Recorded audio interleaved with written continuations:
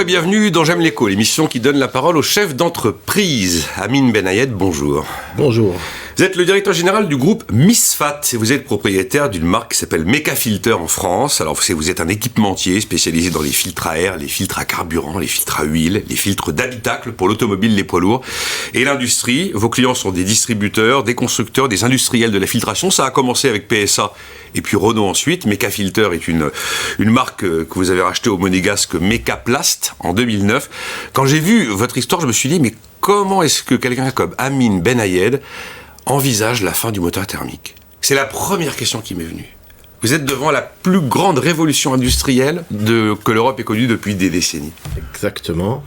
Et c'est un véritable challenge, sauf que la filtration existe partout, pas seulement dans les moteurs thermiques.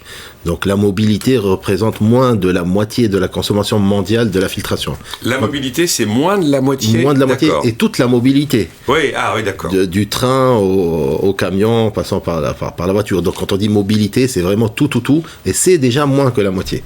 Donc se préparer à l'après moteur à combustion interne, c'est commencer à diversifier ses marchés.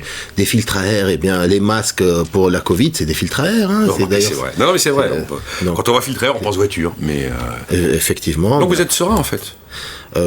Oui et non, parce qu'il y a des challenges réels, mais aussi des opportunités énormes, puisque beaucoup de nos confrères ont anticipé la fin des moteurs et ont commencé à un peu peut-être lever le pied sur les investissements. Donc nous, on se retrouve finalement à court terme sur un marché où l'offre est inférieure à la demande.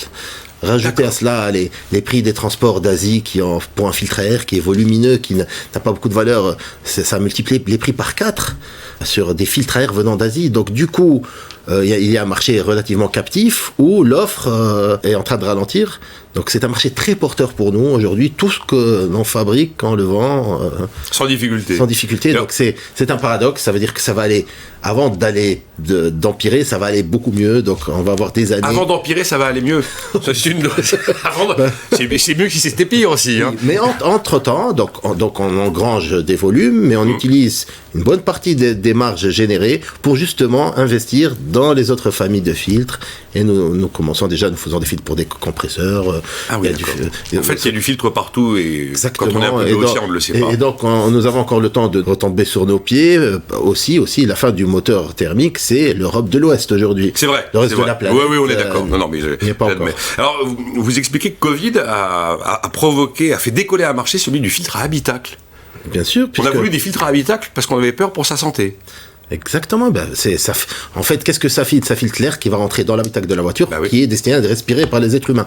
Donc c'est la même problématique, que ce soit pour un masque que l'on porte sur la bouche, ou pour les filtres pour la climatisation de ce studio par exemple, ou l'automobile. Donc filtrer de l'air pour que ce soit respiré par des humains, ça c'est un marché très porteur et qui va le rester. Je comprends que Covid, effectivement, dans ces cas-là, ait été une opportunité pour vous. Alors vous dites, aujourd'hui ça va bien avant que ça aille plus mal, mais aujourd'hui vous vous rendez compte, vous me dites ça va bien, vous avez l'inflation, vous avez les pénuries de matières premières, les problèmes d'approvisionnement, vous n'allez pas me dire que vous n'êtes pas en plein dedans. Nous, en tant qu'industriels, principalement tunisiens, les problèmes, on en a toujours eu. C'est assez récent pour l'Europe peut-être, mais moi j'ai toujours fait beaucoup de stock, j'ai toujours essayé de... J'ai remarqué ça, vous avez la culture du stock. La culture du stock, parce que nous sommes un opérateur de la rechange indépendante, plus que de la première vente. La première monte, on sait ce qui va sortir des usines tous les jours, c'est très calibré. Par contre, la rechange indépendante, il y a tout le monde, il y a de la concurrence, il y a des promotions, donc la demande est assez aléatoire, il faut s'y préparer, il faut tout avoir tout le temps. Et comme on est principalement de l'autre côté de la Méditerranée, donc on fait des stocks. Et on cherche à avoir des sourcings variés, donc du coup on a mieux peut-être... L'histoire vous donne raison, parce que tous ceux qui ont eu cette espèce de théorie du flux tendu permanent, ils s'en mordent les doigts aujourd'hui, voilà. Alors, vous soulignez une évolution que j'ai trouvée assez incroyable et qui mérite d'être éclaircie par vous d'ailleurs. Vous dites, l'Europe de l'Est, c'est de moins en moins compétitif. Le produit chinois, il est presque plus compétitif à cause du prix et des coûts de transport dont vous nous parliez, et le Maghreb, c'est le bonheur. Le bonheur, Non, quand on sait s'y préparer, quand on sait y aller. En fait, moi je me place plus sur une logique de coproduction. Il ne s'agit pas de prendre un produit qui était délocalisé en Asie pour le délocaliser encore une fois au Maghreb. Il s'agit de remettre de l'industrie, notamment en France, mais avec un modèle de coproduction avec des pays comme la Tunisie, qui permet justement de ne pas reprendre tous les coûts, puisqu'on ne peut pas passer de 1 euro à 3 euros, mais on peut passer d'1 euro à 1,20 euro. Vous voyez, c'est plus sur cette logique-là. Mais vous allez même plus loin, d'ailleurs, vous dites, si on prend la France, l'Europe et le sud de la Méditerranée, on est plus puissant que la Chine. J'ai trouvé ça incroyable comme formule. Parce que c'est un marché où il y a tout. Il y a d'abord le nombre, quand on prend l'Afrique et le sud de la Méditerranée, plus l'Europe d'est en ouest, il y a le pouvoir d'achat en haut, il y a la jeunesse en bas, il y a la technologie en haut, il y a les marchés à développer en bas. Donc ensemble, on peut effectivement, cette fameuse verticale où on peut faire face aux Amériques et à l'Asie. Alors, je trouve que vous êtes assez étonnant parce que, Amine Benayen, vous êtes le monde à l'envers. Vous êtes le Tunisien qui décide de localiser en France et d'investir en France. Exactement. Et en plus, vous y croyez. Et en plus, vous y tenez. Et on gagne de l'argent. Et vous gagnez de l'argent.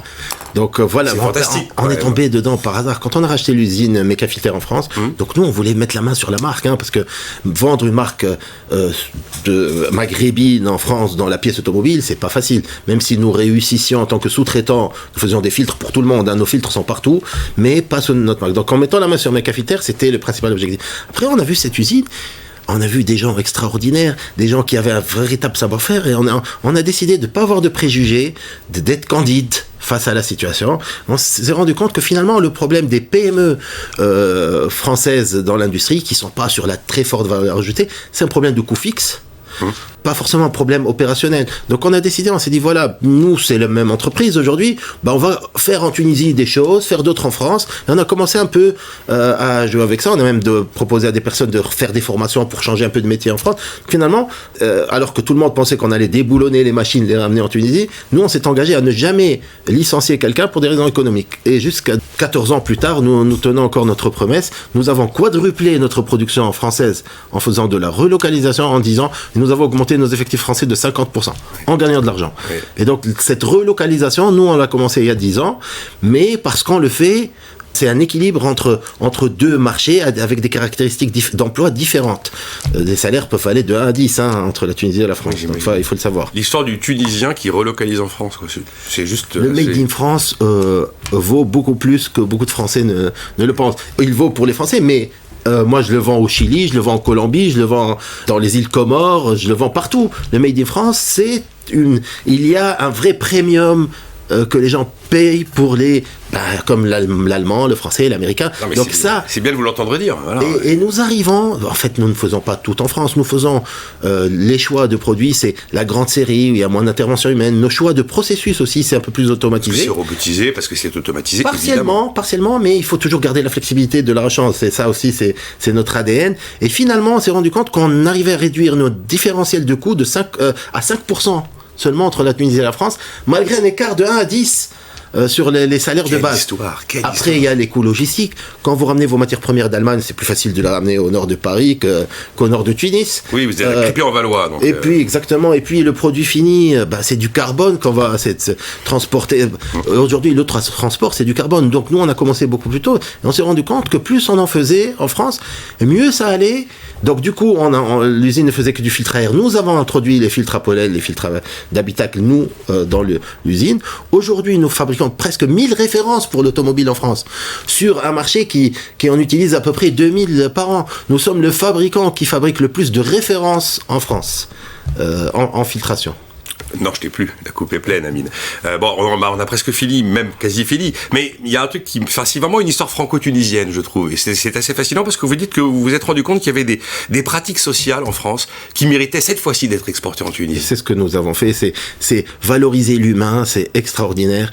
Et finalement, ça crée de la productivité. Ça veut dire on peut le faire pour des raisons humaines, mais finalement... c'est rentable. Quand vous donnez aux gens des droits, une bonne ambiance, tout ce qu'il faut pour qu'ils soient épanouis au travail, eh bien ça paye. Ça fait des gains de productivité. Sacrée histoire, l'histoire d'Amine Benayen avec Misfat, le Tunisien qui décidait de délocaliser en France.